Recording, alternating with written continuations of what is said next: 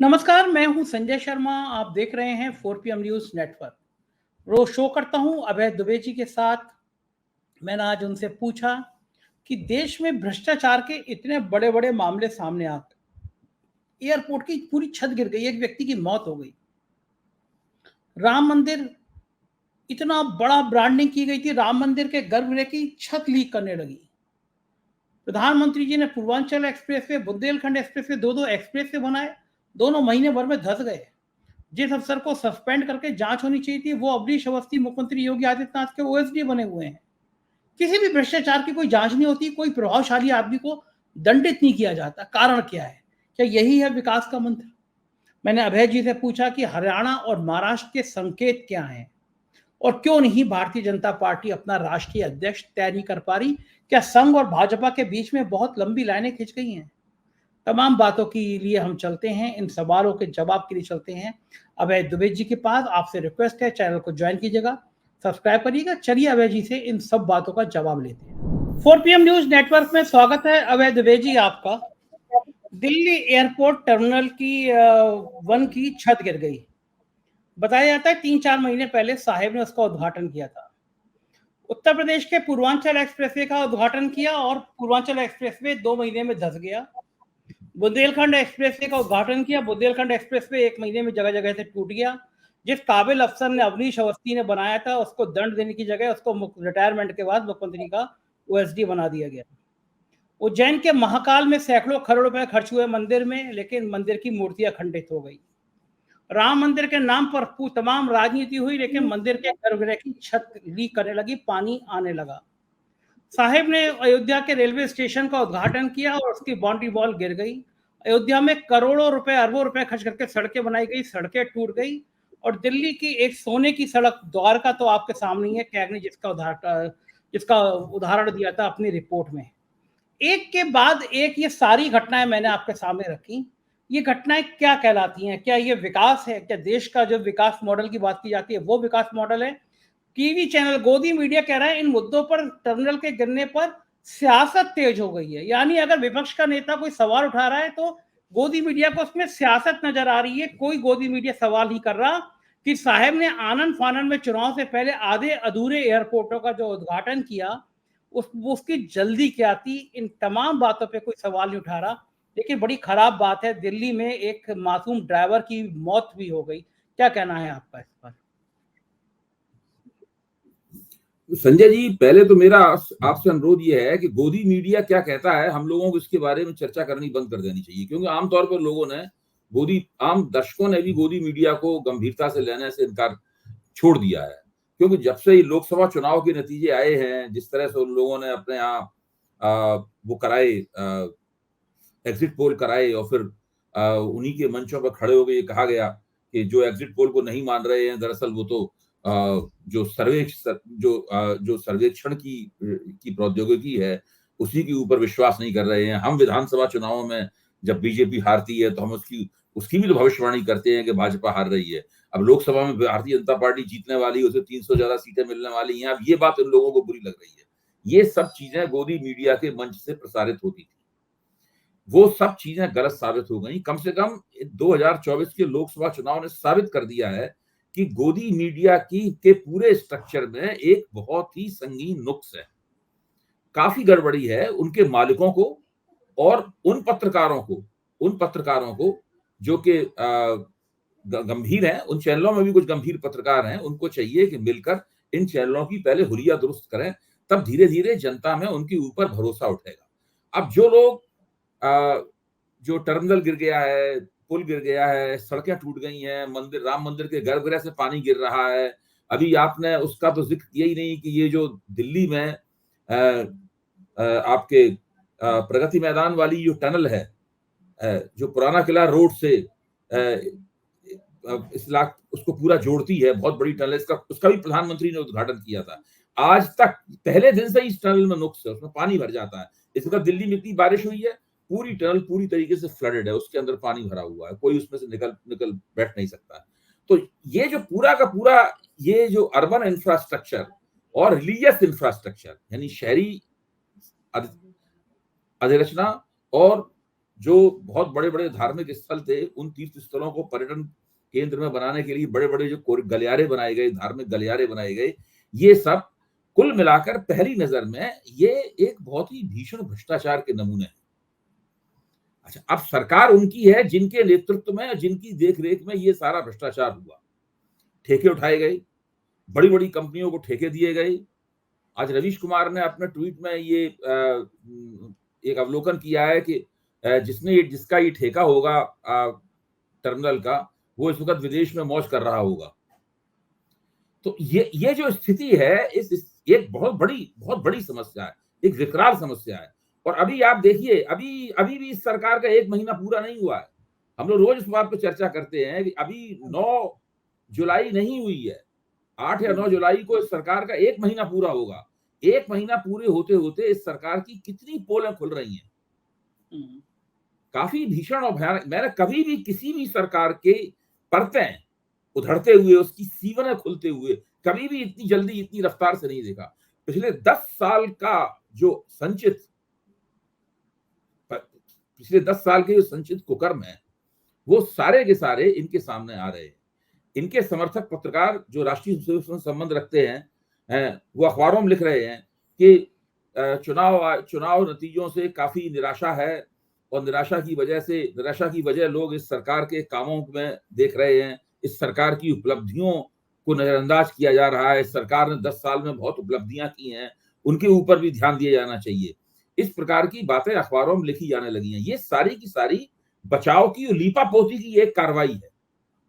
अब समस्या यह है कि जनता में कितनी बेतहाशा नाराजगी थी। केवल मोदी जी के तीसरी बार शपथ दिलाने से नाराजगी दूर होने वाली नहीं है। अगर वास्तव में मोदी जी को वो नाराजगी दूर करनी है, तो इन्हें अपनी सरकार के पहले 6 महीने में बहुत ही बेहतरीन सुशासन पेश करके नाराजगी दूर करनी चाहिए। ऐसा करने का इनका कोई इरादा नहीं है। अगर ऐसा करने का इनका इरादा होता, तो ये अपने मंत्री जो इन सब चीजों के इंचार्ज रहे हैं, और जो लोग, जो तमाम सड़कें टूट रही हैं, पुल टूट रहे हैं, टर्मिनल टूट रहा है, मंदिर का गर्भगृह टपक रहा है, ये एक बहुत बड़ा नेशनल स्कैंडल है भाई। ये एक बहुत ही विशालकाय राष्ट्रीय घोटाला है। एक ऐसा घोटाला है जो बिखरा हुआ है। इस सबको मिला दीजिए तो एक बड़ी विकराल चीज पैदा होती है। इसका मतलब ये है कि मोदी सरकार में पिछले 10 साल में, और खास तौर से जो दूसरे 5 साल थे, मैं दूसरे 5 साल पे खास तौर से गौर करना चाहूंगा, आपका ध्यान दिलाना चाहूंगा, उसके अंदर बड़ा जबरदस्त भ्रष्टाचार हुआ है। देखिए, इस करना क्या चाहिए, पहले तो विपक्ष को इस भ्रष्टाचार के खिलाफ संसद में आवाज उठानी चाहिए, सड़कों पर आंदोलन करना चाहिए। और मुझे पता है कि सरकार फिर भी नहीं मानेगी। ऐसा करने के बावजूद भी सरकार कोई ध्यान नहीं देगी। उसके बाद विपक्ष को अपनी तरफ से जनता का एक आयोग स्थापित कर देना चाहिए इन भ्रष्टाचारों की जांच के लिए, और एक अवकाश प्राप्त सुप्रीम कोर्ट के न्यायाधीश को उसका अध्यक्ष बना देना चाहिए, और करना चाहिए ये आयोग अपनी तरफ से लोगों को नोटिस भेजेगा, कहेगा कि भाई आइए, आप गवाही दीजिए कौन क्या है, और वो लोग मना करेंगे, हम नहीं आएंगे क्योंकि वो सरकारी आयोग नहीं है, तब उससे भी खबर बनेगी। ये एक बहुत विपक्ष चाहिए कि अपनी तरफ से एक आयोग बना दे जांच के लिए, और उसमें 5-6 इस तरह के भ्रष्टाचार के बहुत बड़े बड़े मामले जो हैं, इसमें सबसे ऊपर राम मंदिर हो, फ्री टर्मिनल हो जाए, फिर जबलपुर की घटना, ये सब चीजें आ जाए लाइन से, और इसकी जांच पड़ताल सार्वजनिक रूप से शुरू हो जाए। आयोग की सुनवाई सार्वजनिक होगी, सब पत्रकारों के लिए खुली रहेगी। आप देखिए कितना शानदार नजारा बनेगा।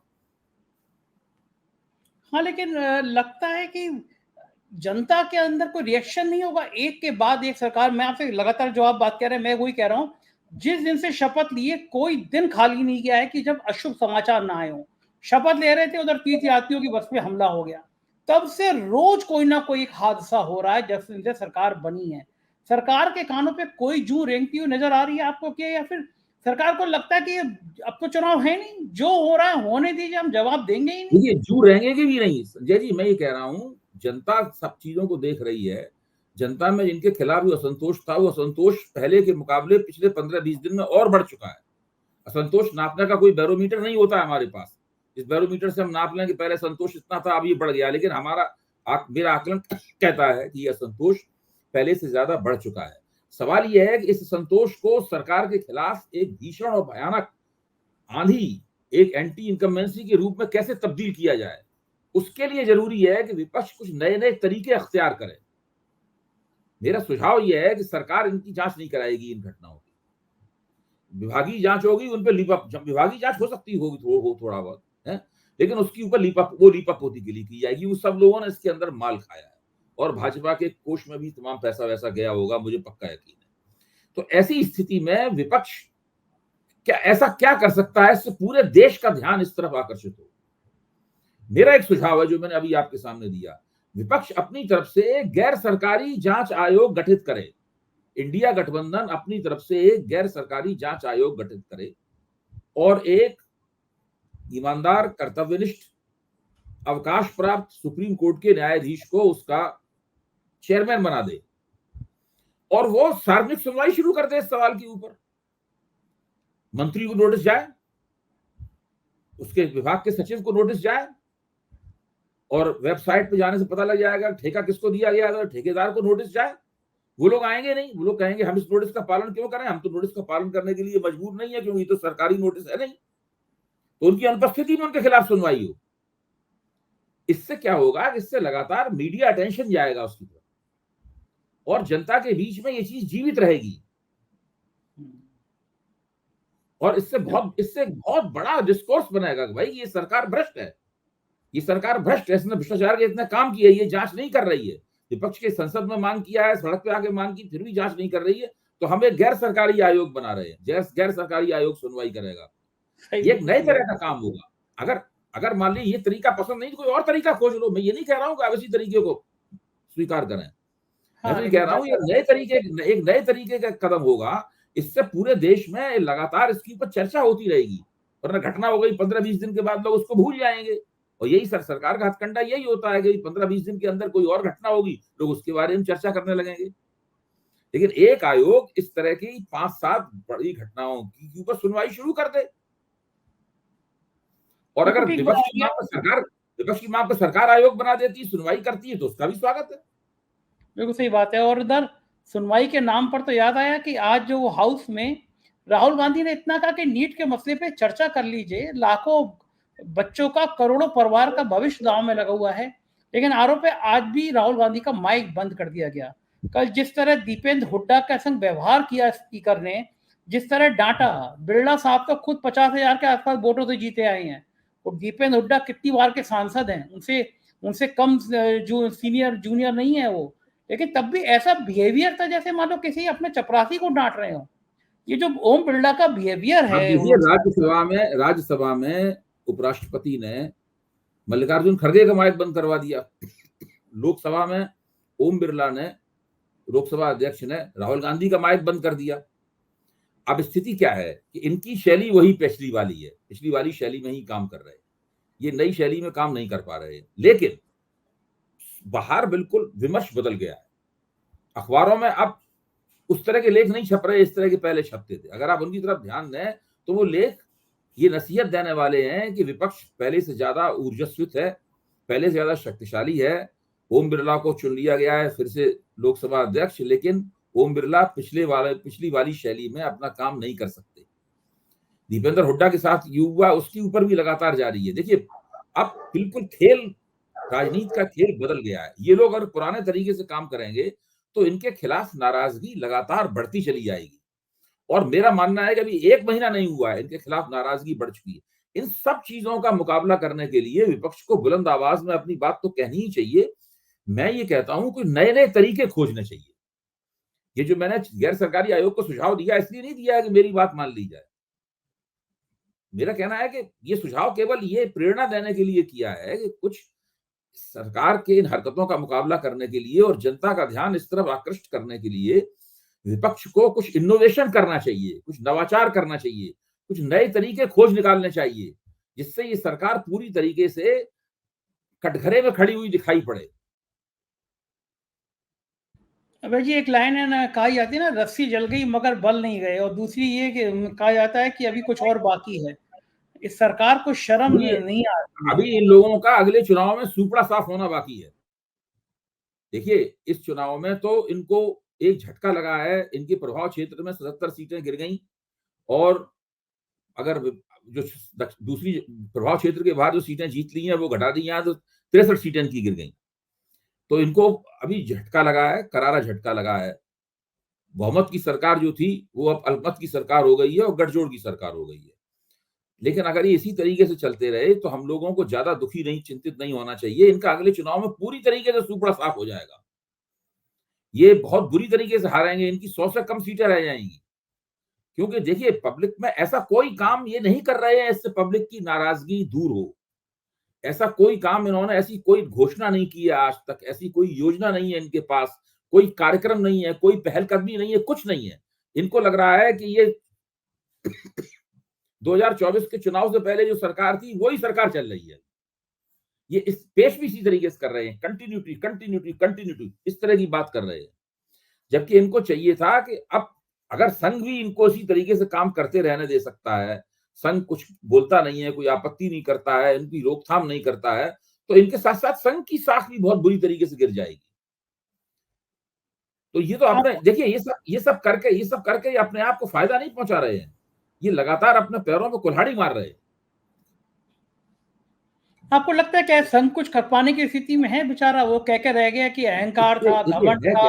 है क्या कि आप जितने भी इनके समर्थकों को देखें, जो कि टीवी चैनलों के ऊपर बोलते हैं, अखबारों में लिखते हैं या सोशल मीडिया पर अपनी बात कहते हैं तरह तरह से, तो वो क्या कह रहे हैं कि सरकार के खिलाफ कोई एंटी इनकम्बेंसी नहीं थी। ये थोड़ा पार्टी में सत्ता 10 साल की रहने की वजह से थोड़ी गुटबाजी बढ़ गई थी, थोड़ा स्वार्थ आ गया था पार्टी के नेताओं में, कार्यकर्ता थोड़े सुस्त पड़ गए थे और प्रबंधन कुछ गड़बड़ा गया था। तो कुल मिला के थीसिस ये है।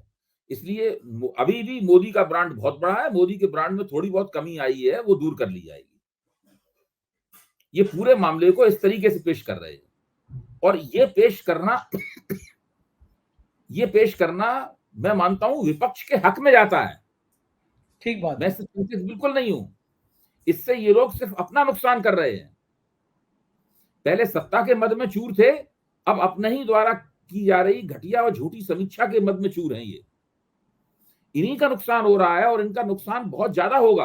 अभी विधानसभा चुनाव में नुकसान दिखाई पड़ेगा, फिर वो चुनाव संचित होकर अगर मध्यावधि चुनाव हो गए तो उसमें नजर आएगा, और 5 साल बाद चुनाव हुए तो उसमें नजर आएगा।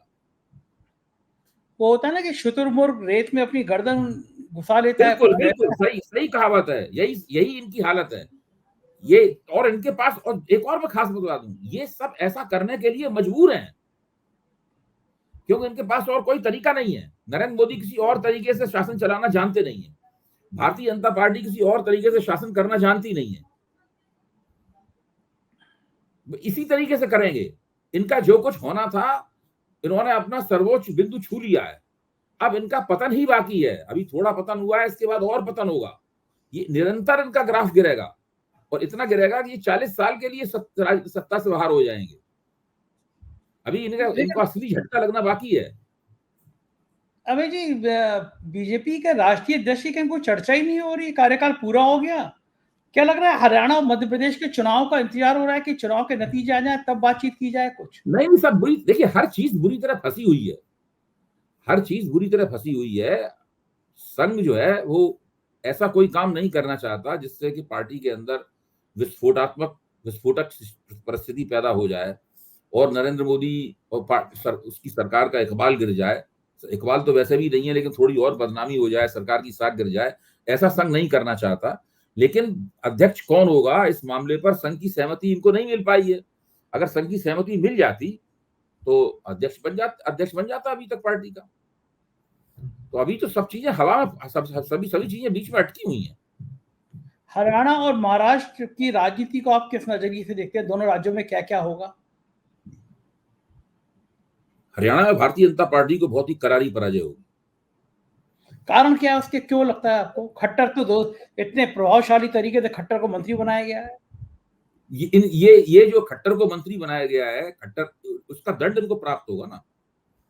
जिस व्यक्ति ने पार्टी के खिलाफ जितनी एंटी इनकम्बेंसी इस वक्त हरियाणा में है, उसकी मुख्य जिम्मेदारी तो मनोहर लाल खट्टर की है। और मनोहर लाल खट्टर को 9 साल तक नियुक्त किए रहने वाले नरेंद्र मोदी की जिम्मेदारी है। तो ये नायब सिंह सैनी तो कुछ नहीं कर सकते। इनके नेतृत्व में चुनाव लड़ना न लड़ना बात बराबर है, बिल्कुल एकदम। फिर अच्छा, से ये नरेंद्र हरियाणा मोदी के चेहरे पे हरियाणा में उतरेंगे, कोशिश करेंगे जाट गैर जाट करने की कोशिश करेंगे। अगर ये दुष्यंत चौटाला के साथ संघ की तरफ से दबाव पड़ रहा है, दुष्यंत चौटाला के साथ गठजोड़ फिर से कर लो। अगर ये कर भी लेते हैं दुष्यंत चौटाला के साथ गठजोड़, फिर भी इनको एक भी जाट वोट नहीं मिलेगा। दुष्यंत चौटाला की जाटों में साख बहुत गिरी हुई है। आप हरियाणा के किसी भी साधारण जाट से बात करो तो वो दो लोगों को जाट नहीं मानता, एक जगदीप धनखड़ को और एक दुष्यंत चौटाला को। धनखड़ साहब को भी नहीं मानता, इन दोनों को जाट नहीं मानता वो। धनखड़ मतलब एक जगदीप धनखड़ राजस्थान के जाट हैं, तो वो वैसे भी उनको जाट नहीं मानता और दुष्यंत चौटाला को कोई जाट मानता है। इन लोगों को कोई जाटों का वोट नहीं मिलेगा। लेकिन ये तो तो धनखड़ जाटों के वोट साहब उनके हाथ से गए, शेड्यूल कास्ट के वोट उनके हाथ से गए, मुसलमानों के वोट उनके उनके हाथ से गए। और जब दूसरी बिरादरियों के कैंडिडेटों को खड़ा करेंगे तो वो लोग अपनी बिरादरी के और वोट लोग लेके आएंगे। इसमें हरियाणा में भाजपा की बड़ी पिटाई होने वाली है विधानसभा चुनाव, मेरा मानना है। लेकिन और धनखड़ साहब महाराष्ट्र के चुनाव का, महाराष्ट्र विधानसभा देखिए, महाराष्ट्र और राजस्थान की विधानसभा चुनाव का तो फैसला ही हो गया है, आप ये मान के चलिए। पहले केवल घोषित होना बाकी है, वोट पड़ने बाकी है और चुनाव नतीजा घोषित होने बाकी है। लेकिन धनखड़ साहब के साथ तो बड़ी जाती है, बेचारों ने क्या क्या नहीं किया। एक संवैधानिक पद पर होते हुए मोदी जी को इतनी बार झुक झुक के सलाम ठोका, कहा कि मैं जाट हूँ, जाट का पान हो गया। क्या क्या नहीं किया उन्होंने संवैधानिक पद पे रख के, और आप उनको जाट ही मान रहे हैं। ये तो बड़ी जाति कर रहे हैं आप उनके साथ। मैं नहीं कह रहा हूँ, जब उन्होंने कहा था कि एक जाट का अपमान हो रहा है, उसी वक्त की प्रतिक्रियाएं हुई थी सब जगह। बहुतेरे लोगों ने कहा था ये कहाँ का जाट है, इस तरह की बातें इनके बारे में कहीं नहीं थी।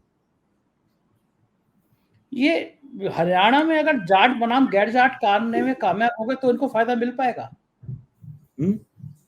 हरियाणा में अगर ये करने की वो कोशिश करेंगे, ये करने की वो कोशिश करेंगे कि जाट बनाम गैर जाट करें। लेकिन ऐसा करके वो दो चुनाव, एक चुनाव पहले जीता उन्होंने और दूसरा चुनाव उन्होंने आधा पत्ता अल्पमत रह गया था उसमें, लेकिन ऐसा होगा नहीं। महाराष्ट्र की राजनीति भी बड़ी उलझी हुई सी है। कांग्रेस के नेता, कुछ नेता उद्धव ठाकरे के खिलाफ भी एक आध बयान दे रहे हैं, उनको टाइट किया गया है कि भैया उद्धव के सामने नहीं बोलना। क्या लग रहा है कि बीजेपी की हालत खराब है तो क्या इनका संगठन महाविकास अघाड़ी मजबूत रहेगा उतना? इनमें भी कि आपस में तो कुछ सीटों के बंटवारे को लेकर कुछ लड़ाई झगड़ा नहीं होगा? महाविकास अघाड़ी की पार्टियों के पास और कोई विकल्प ही नहीं है।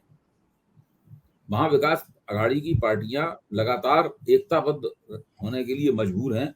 वो एकताबद्ध होकर चुनाव लड़ेंगी। ये चुनाव से पहले इस प्रकार की बयानबाजियां वगैरह सब होती रहती हैं और पार्टियां फिर ठोक पीट के उनको दुरुस्त करती रहती हैं। इसके लिए इससे जो बेचैनियां पैदा होती हैं वो मीडिया में ज्यादा बेचैनियां होती हैं, आम लोगों में नहीं होती हैं बेचैनियां। लोगों को किसे वोट देना है ये उन्होंने लोकसभा चुनाव में दिखा दिया है। अब महायुति को कोई बहुमत नहीं मिलने वाला और महायुति चुनाव तक ऐसा ही रहेगा, मुझे इसमें भी शक है। क्या लग रहा है, क्या टकराव होगा? क्या बीजेपी अकेले चुनाव लड़ने की हिम्मत कर सकती है महाराष्ट्र में? नहीं, बीजेपी कोशिश करेगी कि शिंदे के साथ में और अजीत पवार दोनों के साथ में वो बनी रहे। बीजेपी कोशिश करेगी कि ऐसा हो। लेकिन अजीत पवार के सामने एक बहुत बड़ा सवाल है कि वो महायुति के साथ रह के क्या करेंगे। क्योंकि इनके पास सत्ता है, इसलिए टूटने में देर लग रही है। अगर सत्ता नहीं होती तो टूट गए होते। लेकिन अजीत पवार का तो एक मंत्री तक नहीं दिया गया, प्रफुल्ल पटेल को राजमंत्री बना रहे थे, जबकि वो कैबिनेट मंत्री। कह रहा हूँ उनका बड़ा अपमान हुआ है। आपने भुजबल का वक्तव्य सुना होगा। भुजबल ने कहा कि भाई हमें इतनी सीटें दी जा रही थी, इसमें से भी कुछ सीटें इस प्रकार की थी जिसका हमारा कैंडिडेट नहीं था, हम तो कुल मिला के 2 सीटें लड़ रहे थे, उसमें से हमने एक जीत ली, एक हार गए, तो हमारा तो रिजल्ट 50% रहा, हमारा रिजल्ट कम थोड़ी ना रहा। वो ये फार्मूला बता रहे थे भुजबल। अच्छा, लेकिन ये है बढ़िया कि सोशल मीडिया पे लगातार ये चीज का वायरल हो रहा है कि जो मोदी जी के संग या जो बीजेपी के संग उस पार्टी का बंटाधार हो गया। जगन से लेकर और पटनायक तक के उदाहरण दिए जा रहे हैं, और अब उसमें क्रम जो है वो अजीत पवार की पार्टी भी, क्या लगता है कि वो क्रम सिलसिला शुरू हो जाएगा कि जो बीजेपी में जो मोदी के संग आया वो उस पार्टी का सत्यानाश हो गया, जिसने इनको हवा दी, खाना पीना दिया। पूरी सूची है इसका। हम लोग पहले भी 4 PM के मंच पर जिक्र कर चुके हैं। जिन जिन क्षेत्रीय शक्तियों ने भारतीय जनता पार्टी के साथ गठजोड़ किया उनको कालांतर में काफी नुकसान हुआ। उनको कालांतर में नुकसान हुआ। और जहां तक अजित पवार और श्रीकांत शिंदे का सवाल है, ये दोनों तो पार्टियां ही भाजपा की बनाई हुई हैं। आप इनको क्षेत्रीय शक्ति मत मानिए, ये क्षेत्रीय शक्तियों को तोड़कर भारतीय जनता पार्टी की राजनीति का समर्थन करने के लिए, उसे मजबूत करने के लिए बनाई गई पार्टियां हैं। इन पार्टियों का जीवन बड़ा अल्पकालीन है। मैं अभी से भविष्यवाणी कर सकता हूं कि ये पार्टियां देर सवेर खत्म हो जाएंगी। इन पार्टियों का अभी विधानसभा चुनाव के बाद उन नतीजों के परिणाम स्वरूप भी इन पार्टियों के रहने या न रहने का फैसला होगा। तो ये इन पार्टियों का जीवन तो बहुत छोटा है। इनमें से बहुत सारे लोग या तो शरद पवार की पार्टी में चले जाएंगे, या बहुत सारे लोग जो हैं वो उद्धव ठाकरे की पार्टी में चले जाएंगे। अंततः भारतीय जनता पार्टी को महाराष्ट्र में अकेले ही रह जाना है। कल उद्धव ठाकरे ने बयान दिया ना कि भाजपा के प्रति मन में कुछ भी नहीं बचा। उद्धव ठाकरे ने बयान दिया है कि अब भारतीय जनता पार्टी के प्रति मन में कुछ भी नहीं बचा। अब ऐसी बात कोई जब व्यक्ति कहता है तो समझ लीजिए कितना आहत बैठा होगा वो। आहत करने वाली बात भी थी उनके लिए। पूरा उनकी पार्टी को तोड़ दिया गया, उनके लिए क्या क्या अपमानजनक बातें नहीं की गई। लेकिन इस तरह के काम करके कुछ फौरी फायदे मिल जाते हैं। जैसे भाजपा ने अपनी सरकार बना ली उद्धव ठाकरे की सरकार को तोड़कर, लेकिन आप देखिए तब से लगातार भारतीय जनता पार्टी का जो महाराष्ट्र की राजनीति में एक स्वतंत्र उभार हो रहा था। अगर ये विपक्ष में बने रहते और उद्धव ठाकरे की सरकार चलती रहती, तब ये ज्यादा बेहतर स्थिति में होते। ये उन्होंने तोड़फोड़ की ना कि उद्धव ठाकरे की शिवसेना तोड़ दी जाए, फिर एनसीपी तोड़ दी जाए और सरकार बना ली जाए। इससे उनको कुल मिलाकर एक ऐसा नुकसान हुआ है जिसमें एक फौरी फायदा हुआ है, सरकार बन गई है, लेकिन दूरगामी दृष्टि से भारतीय जनता पार्टी का ग्राफ और उनकी संभावनाएं दोनों को नुकसान हुआ है। ये बात बीजेपी को हालांकि समझ में नहीं आती और पास ही है, लेकिन आदमी अपने ही जाल में फंसा होता है। अपनी तरह की राजनीति करने, एक खास तरह की राजनीति करने पे आप काफी आगे निकल जाते हैं तो आपके लिए लौटना नामुमकिन होता है। जैसे नरेंद्र मोदी ने जो राजनीति का एक पूरा शैली बना ली है कि हम इसको फ्री अनाज दे देंगे, वहां फ्री सिलेंडर दे देंगे, वहां हम इतने डायरेक्ट ट्रांसफर कर देंगे, ये कर देंगे, ये सब हमारे लाभार्थी हैं। मंच पर खड़े होकर चिल्ला कहेंगे कि लाभार्थियों की अलग जाति होती है। अब बाद में पता चल रहा है कि लाभार्थी तो हैं, ये सही बात है, लाभार्थियों के वोट तो मिल नहीं रहे हैं। और ये प्रक्रिया 2022 के उत्तर प्रदेश विधानसभा चुनाव से शुरू हो गई थी। खुद भाजपा ने माना था कि लाभार्थियों ने हमें उतने वोट नहीं दिए जितनी की हमें उम्मीद थी। मुंह जबानी हमारी तारीफें की गई हमारी सरकार की, लेकिन वोट नहीं मिले। फिर भी इन्होंने लाभार्थियों पर भरोसा किया। वो तो भाजपा के तमाम लोग कहते थे कि हमारे इतने लाभार्थी हैं, हम लोकसभा चुनाव हार ही नहीं सकते। सब सामने आ गया। लोग तो ये भी कहते थे कि लोग तो ये भी कहते हैं विपक्ष के पास राम मंदिर बनाया वो चुनाव नहीं हार सकता, जिसने इतने लाभार्थी बनाए वो चुनाव नहीं हार सकते। इसके पास नरेंद्र मोदी ऐसा इतना बड़ा नेता हो, इसकी की 65% 70% लोकप्रियता की रेटिंग है, वो कैसे चुनाव हार सकता है। इसके पास राष्ट्रीय स्वयंसेवक संघ के कार्यकर्ता हैं, पन्ना प्रमुख है, अमित शाह ऐसा रणनीतिकार है, वो क्यों नहीं चुनाव हार सकता। यही सब बातें तो की जाती थी, यही बातें की जाती थी। नतीजा बिल्कुल उल्टा हुआ। बहुत बहुत शुक्रिया अभय जी, हमसे इतनी सारी बातें करने के लिए आभार। ये थे अभय दुबे जी, आपने सुना। मुझे यकीन है आपको चर्चा पसंद आई होगी। अपनी राय से जरूर अवगत कराइएगा, चैनल को ज्वाइन कीजिएगा, सब्सक्राइब करिएगा। शुक्रिया, थैंक यू।